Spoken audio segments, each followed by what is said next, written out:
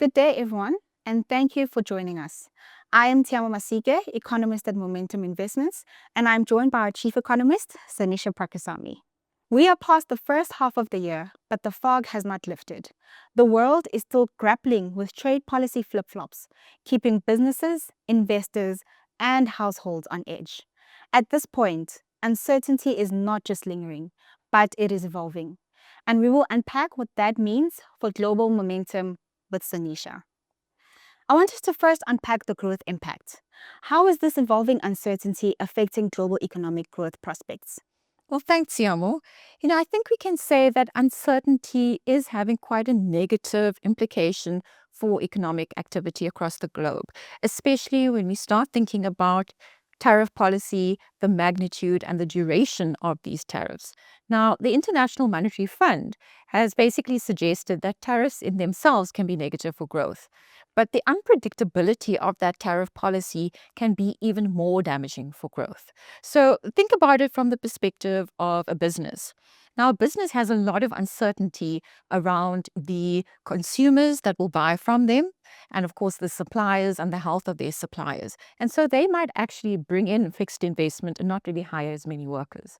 And the same thing applies for a typical consumer in the global economy, roiled into the pandemic, and then, of course, more recently, a cost of living crisis that came out from the two wars. Now, they're going to face a lot of uncertainty around tariffs and what that means at the end of the day for the money in their pockets. And so from that perspective, businesses and consumers will be pulling back on spending, and that's quite negative for growth. Now, the IMF has said that if you just look at the uncertainty related to tariffs, that could pull off about 0.5% from baseline GDP and the level of growth this year, and about 0.8% for next year. So quite a big, meaningful impact. And of course, if we look across to the World Economic Prospects report from the World Bank, here they're basically looking at a growth rate of about 2.3% for this year. So that's quite weak. It's probably the lowest growth rate that we've seen in about 17 years outside of the recessions. And if we have to take into account what the World Bank's numbers are for the next couple of years, the 2020s are going to be the lowest decade of growth that we've experienced since the 1960s. The World Bank, since the beginning of the year, have downgraded about 70 of the economies that they look at, and about 60% of the economies are now expected to experience a slower rate of growth than we did see in 2024. So this uncertainty is really roiling economic growth in quite a big way. I think, as you've just mentioned, uncertainty alone has a massive negative implication. And we know this is partly due to whipsawing tariffs. Since the sweeping duties on Liberation Day, we had the announcement of the 90-day pause, then product-specific tariffs, some country-specific deals already struck, and the 1 August deadline extension. This has resulted in changes to the effective tariff rate. Can you take us through these changes, and what is the market baking in at this point? So I think it's quite difficult to really get a firm handle on what the market is baking in for tariffs. But I think safe to say that the baseline tariff of 10% that's been applied to all of the US goods imports will probably stay. The idea behind those tariffs was to ensure a more level playing ground in terms of trade deficits with the rest of the world, and also to start bringing back manufacturing to the US economy. On top of that, I think we will probably see the tariffs on Canada and Mexico prevailing because these have to do with national security. They want to limit drug trafficking into the country as well as limit the illegal immigrations across the border. However, we have seen some sanity prevail. And so when we look at areas where the US is still quite reliant, so yeah, think about the rare earth minerals that are produced by China. When they wanted to curb those exports, suddenly we had quite a big de-escalation in the tariff debacle there. And the same thing applies really with electronics.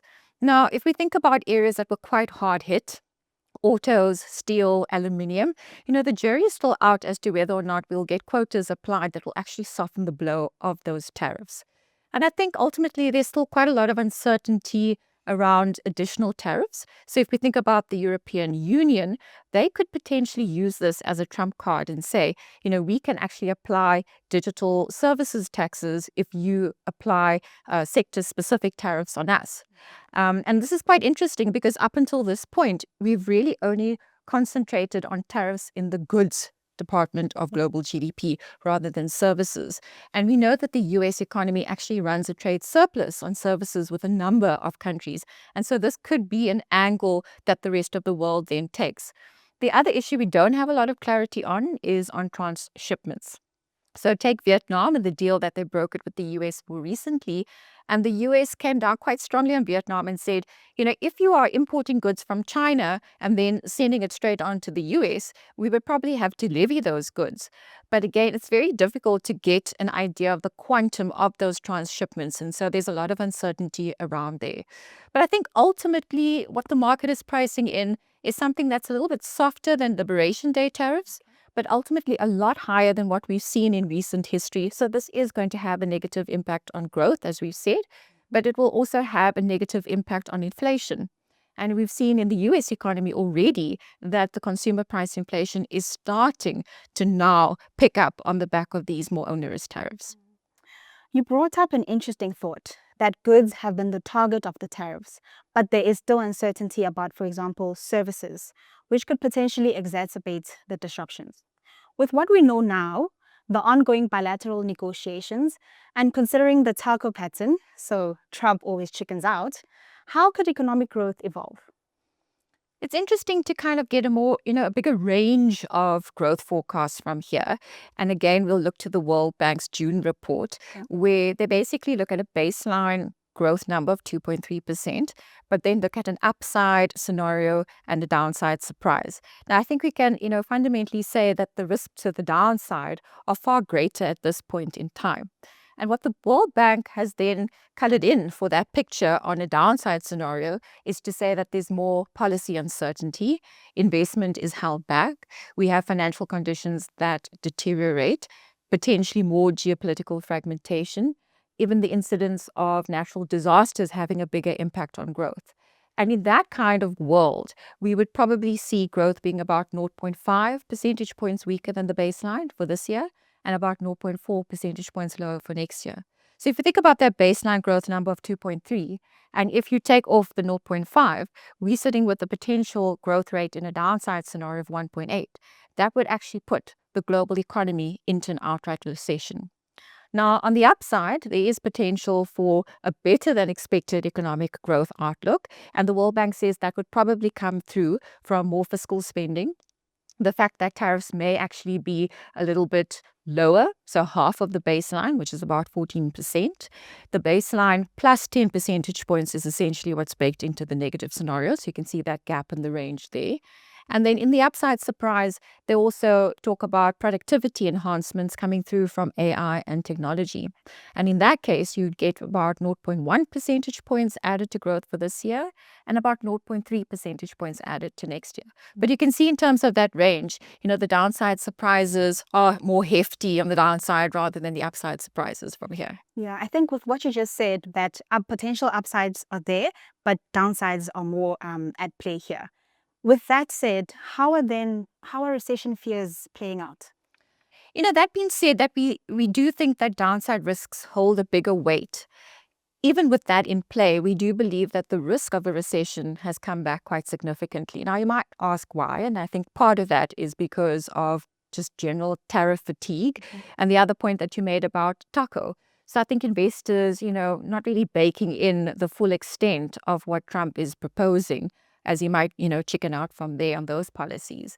And it doesn't really matter which metrics you look at, whether it's market-based sentiment indicators or whether you actually go out and survey respondents, but across the board, we are seeing a lower probability of recession being penciled in.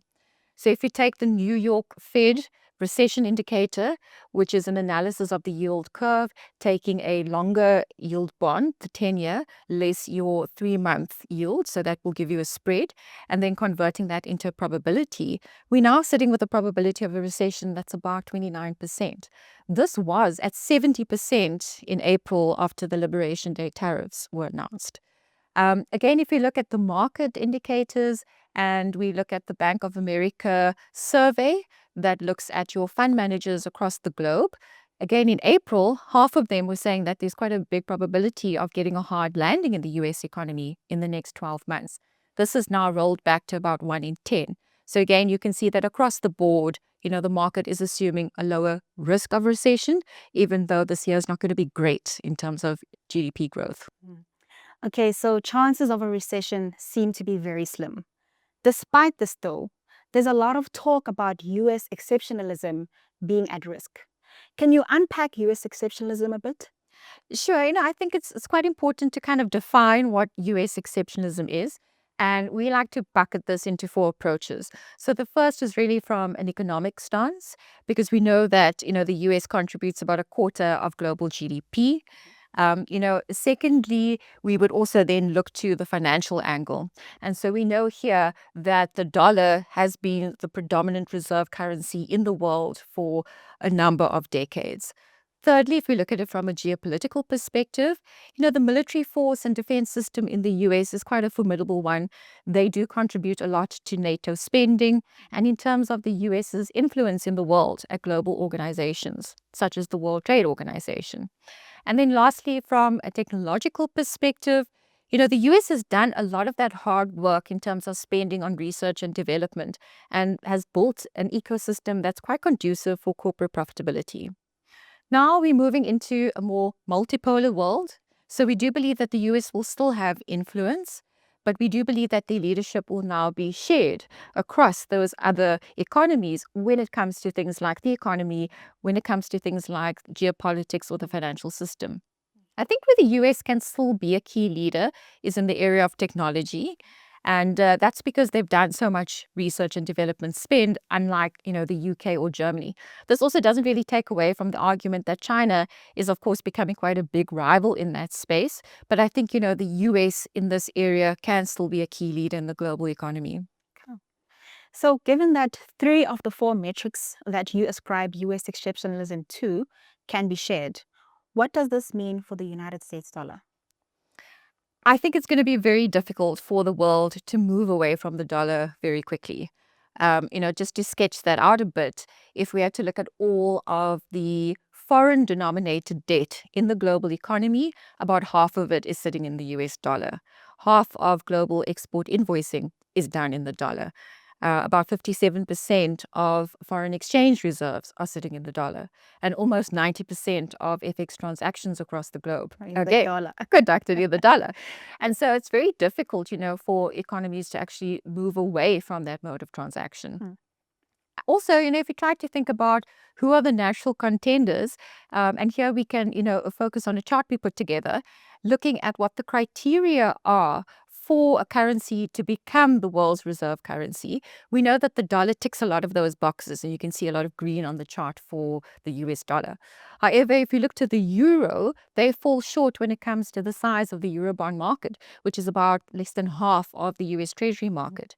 If we go to the Japanese yen or maybe even the Swiss franc, even though these currencies do act as safe haven assets at times, it's a very small market, so there's not going to be enough currency for these foreign transactions to go through.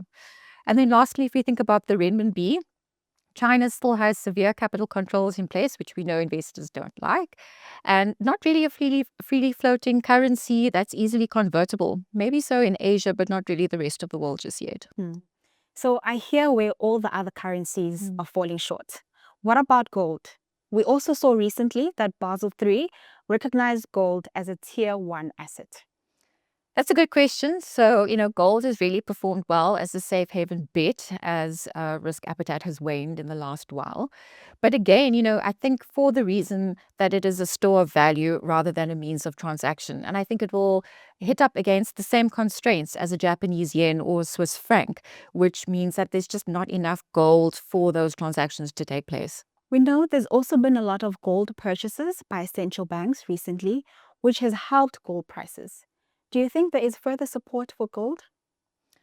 Yes, I think we can make quite a strong argument that emerging market central banks will continue to mop up gold in favor of the US dollar for their reserve holdings. And I think we saw a fundamental shift in 2022 when Russia invaded Ukraine. And we saw that America came down quite hard on Russia and froze a lot of their FX reserves that were denominated in dollar terms. And I think, emerging markets got quite nervous about that because if their relations with the US soured at any point, the same could happen to them. And so, places like China would probably prefer to have, gold bullion that they can store in their own country. And, to make that point about China, officially, they probably, hold about 2,200 tons. Unofficially, Bloomberg has suggested they probably hold closer to 5,000 tons. So this comes a long way in explaining why gold has actually run as hard as it has. But even if China has to get to the global average, which is about, a fifth of global central banks' holdings are now in gold rather than any other currency. If China had to get there, they're currently at about 5%. So even if that number had to just double and not get to that 20%, it does still mean that gold has further to run in the cycle. With the diversification into gold, is the broad negativity on US assets? And I get the thinking behind that question because during this period of extreme uncertainty, we didn't actually see US treasuries and the US dollar acting as a typical safe haven asset. But I think we need to dig a little bit deeper into all US assets to see if this is the case elsewhere. And there's some good data from MRB Partners that looks at foreign ownership of various US assets. And so, yes, in the US Treasury market, foreign ownership peaked at about 60% in 2008, and then it came down to about a third more recently.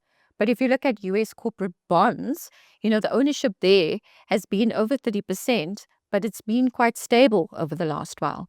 If we look at US listed equities, it's gone up from 12% to about a quarter, is now held by foreigners. And US non-listed equities has also increased their foreign ownership to about 35%. So I don't think we can make that broad-based statement that, there is backlash against all US assets. But again, it also makes the point that Trump has to be very careful how he treads on protectionist policies. He may rub up the rest of the world in the wrong way, and they do own quite a significant portion of US assets. Let's talk about the other elephant in the room, US fiscal. The one big beautiful bill, which prioritizes tax cuts and increased spending in certain areas, while reducing social welfare expenditure, was passed in July. And a big concern around the act is the negative debt impact. It's estimated to add more than 3.2 trillion US dollars to the debt over a 10-year period, which is quite significant. To be fair, Tshiamo, the debt issue is not just a US issue. And so if we look at the typical country belonging to the OECD, the Organization for Economic Cooperation and Development, they've got an interest bill as a share of GDP that has basically gone up from 3% in 2021 to about 4% in 2024.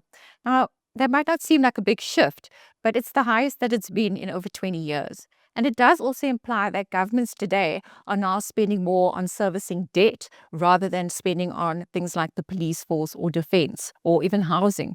And that has a significant repercussion for structural reform in a number of markets. But I think what you're alluding to here is just around policy unpredictability, less flexibility around fiscal and monetary policy in this stance.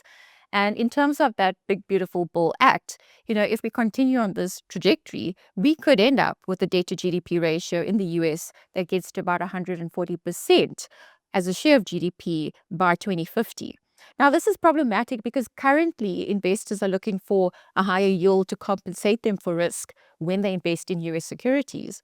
And that means that the yield could go even higher in the future. But there's also quite an interesting interplay between fiscal and monetary policy at the moment. And so, there's a bit of what we call fiscal dominance. That implies that fiscal policy is running quite loose, and that prevents central banks from cutting by too much because they have to be quite aware of the inflationary impact of those fiscal policies. But then more recently, we've also had some indication around potential political interference in some central banks, like the US Federal Reserve. And I think markets are becoming very nervous around the credibility of the Fed to be able to maintain price stability in this current environment. Speaking of that United States Federal Reserve, we know the chair, Jerome Powell, his term is coming to an end next year. And you touched on the political influence. What can we expect from here? Well, Powell steps down in May of 2026, and what we can say up until this point, that him together with the other FOMC members, the Federal Open Market Committee members, have been quite circumspect about inflation risks, saying that they need to be data dependent, and really having quite a cautious outlook on interest rate policy, suggesting that maybe we get another 2 cuts from here because of those inflation risks. What the market has cottoned on to is the potential for him to be replaced by someone who has a far more dovish approach to interest rate policy in spite of these inflation risks. And I think this is where market participants are becoming quite wary around the credibility of the Fed and their ability to maintain prices at a stable level in this era of higher protectionist policies. Let us turn to South Africa. You mentioned that fiscal woes are not unique to the United States, and South Africa has its fair share of challenges. We've experienced 3 consecutive budgets with upward revisions to the debt to GDP ratio. This is unsustainable, especially considering that SA's debt to GDP more than tripled since 2008, from 24% to above 75%. While government is pursuing fiscal consolidation and targeting a primary surplus, this does tighten spending and limits fiscal support for growth. At the same time, trade disruptions weigh on exports, and fixed investment remains weak, dampening near-term growth prospects. Some support is expected from consumers, aided by lower inflation, declining interest rates, and two-pot withdrawals, but pressure from bracket creep persists. At this point, medium-term growth hinges on structural reforms, which are driven by Operation Vulindlela, a body operating between the National Treasury and the Office of the Presidency. While post-GNU reform euphoria has faded, sentiment is improving and reform should play a bigger role over time. Which areas of reform are you seeing movement in that could support medium-term growth? I agree with your earlier sentiment, Tshiamo, that we need to be a bit more circumspect about the shorter term growth prospects. But I do think a lot of optimism can hang on those medium to longer term growth forecasts, where Operation Vulindlela's efforts can have some impact on generating higher economic growth. And we know that, during phase 1 of Operation Vulindlela, quite a lot of effort was put into areas of energy, logistics, water, visa, digital spectrum, and now they're expanding this to phase 2. Some of the projects, of course, that they did in phase 1 will be continued. So if we think about energy, quite a lot of effort was put behind restoring generation. Now they're looking at things like distribution networks and expanding on the transmission grid. If we think about water, quite a lot of effort went into reinstating the monitoring systems there. Now they'll be looking at improving private sector participation and getting a regulatory body on board. In logistics, we saw, quite a big portion of legislation coming through for the transport sector to enable more private sector participation to come through. I think we'll be seeing a lot more PPPs formulating in the next couple of years in things like ports or even just the railway network in general. And we'll probably also have a transport economic regulator that's put into place. If we look at the visa reforms, again, a lot of work was done under phase 1, but I think they'll really just be expanding on the remote worker visa system, as well as the points-based system for skilled workers. And then, of course, moving now into the era of phase 2, and what they're trying to achieve here is a big overhaul of local municipalities, which has been quite a choke point for many businesses in South Africa as they have failed to deliver on services. And so now they're looking at things like a trading system for water and electricity, professionalizing services, and really just improving the governance and overall financial situation of municipalities in South Africa. The second element of phase 2 focuses on the spatial issues. So this is bringing people closer to work opportunities, making sure that we have a fully functioning passenger railway system, ensuring that we can eradicate the backlog on title deeds for affordable housing. And then lastly, focusing on the digital aspect. This is really just enhancing digital payments. And I think this can be a complete game changer for township economies, as an example. Yeah. But I think, as always, the challenge isn't the reform plans themselves, but rather the political will to implement. The GNU is currently fragile because of tensions between the ANC and the DA. While we expect the coalition to continue this year, we do not expect a lot of policy momentum. The outcome of the DA's leadership contest in 2026 and the ANC's one in 2027 will shape the policy and growth trajectory. The ANC battle may become more complicated given allegations on one of the frontrunners. Further out, we have the national elections, and the outcome of that, whether center-left or center-right, will matter a great deal. But for now, what are some of the things that can make us smile and be hopeful? So we've mentioned quite a lot of the structural reform efforts that will generate a higher economic growth profile in the medium term. But maybe let's talk about, inflation.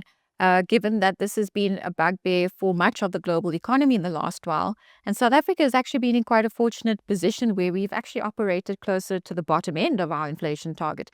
I think this is really what's been behind the debate about lowering the inflation target, which we believe is a good thing in the longer term in order to improve purchasing power of consumers, ultimately eradicating poverty over a longer time frame, bringing in those debt servicing costs for government.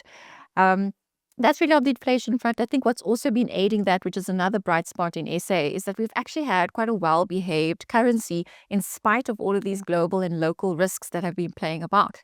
And I think part and parcel of that is that our terms of trade has performed quite well. And part of that has been because gold prices have performed well and oil prices have been relatively subdued, even in light of the Israel-Iranian tensions that broke out earlier on in the year. Add to that, on the growth side of things, we've seen another unit of Medupi coming on stream about 8 months ahead of schedule. This really even lowers the risk of load shedding even more. If you think about growth in general, I think, one of the biggest drawbacks could potentially be the US tariffs if they do slap on the 30% across the board without maybe quotas in place. The bright spot here is that the US actually only accounts for less than 8% of our total exports. And we know that the Reserve Bank in March of this year calculated a few scenarios, one of which was a 25% tariff across the board on SA products that are sent to the US. And in that scenario, it whops off about 0.2 percentage points from growth. It's only really in a scenario where financial conditions sour significantly or the rand, falls out of bed for a prolonged period of time and sentiment really gets dashed in a meaningful way could that detract about 0.7 percentage points from growth. So I would take that as a bit of a bright spot because we haven't actually seen the rand performing in that way and financial conditions have, broadly speaking, upheld in this kind of scenario. And then lastly, I think one of the biggest bright spots to be quite happy about is essentially that in October of this year, we might find that South Africa has actually taken off the Financial Action Task Force's grey list. So there were 22 action items of which we've now completed. And the last hurdle is just to show political willingness to implement on those action items and to ensure that there's requisite financing for those crime combating institutions. And even though it may not, bring a massive amount of capital flows into the country, it will still help from a due diligence perspective, lowering costs there, lowering the time delays, and just overall, improving the reputation of South Africa in a global context. To close off, the fog of uncertainty still hangs, but it's not all gray skies, both globally and locally. While it's not a boom story yet, it's not a bust either. Thank you to the viewers, and thank you, Sanisha, for sharing your insights. Thank you, Tshiamo.